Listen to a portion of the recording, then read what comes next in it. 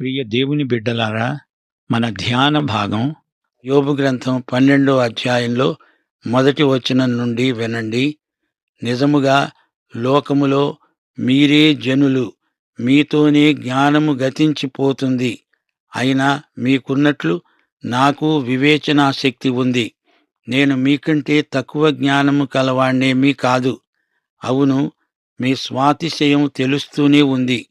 మీకే అంతా తెలుసు, నేనేమో అజ్ఞానిని అని కదూ. మీరు చాలా ధీమాగా ఉన్నారు. నాకేమీ తెలియదా? అలా అనుకోకండి. నేను మీకంటే తక్కువేమీ కాను. మీరు చెప్పిన వాటిని ఎరుగని వాడెవడు?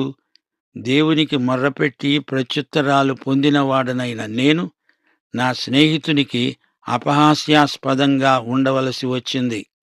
నీతి యథార్థత గలవాడు అపహాస్యాస్పదముగా ఉండవలసి వచ్చింది. స్నేహితులారా, మీకు తెలివి ఉంటే ఉండవచ్చు, గాని మీ మాటలు సందర్భశుద్ధి లేనివి. విశ్వాసులారా, వింటున్నారా?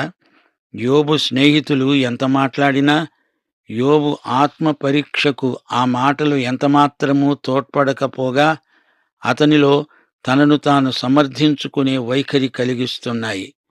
యోబు మీద ఊరిక నిందారోపణ చేయడమే వారి ముఖ్యోద్దేశ్యం. అంతకు మించి వారి మాటలలో ఎట్టి జ్ఞానము కనిపించటం లేదు. దేవుని కనికరమును గురించి, కృపను గురించి వారు ఒక్క మాట మాట్లాడడం లేదు. ధర్మశాస్త్రీయ దృష్టితో దేవుణ్ణి చూస్తున్నారు గాని కృపాబాహుళ్యము గల దేవుణ్ణి వారు ప్రకటించటం లేదు.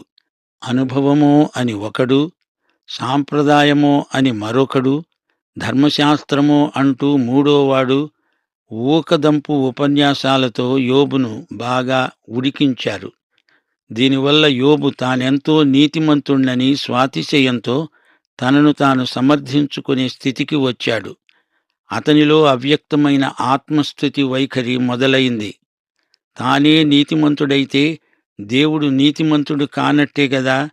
దేవుడు అన్యాయస్థుడై తనను వేధించుక తింటున్నట్లు మాట్లాడసాగుతున్నాడు. దేవుని సన్నిధిలో ఎంత భక్తునికైనా అతని లోపాలే అద్దం పట్టినట్లు కనిపించాలి. యోబుకు అలా కనిపించటం లేదు. అతని స్నేహితుల విమర్శన వైఖరే దీనికి కారణం.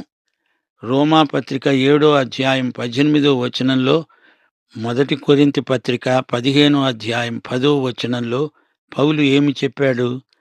నాయందు అనగా నా శరీరమందు మంచిది ఏదీ నివసింపదని నేనెరుగుదును. నేనేమై ఉన్నానో అది దేవుని కృప వల్లే అయి ఉన్నాను. నాకు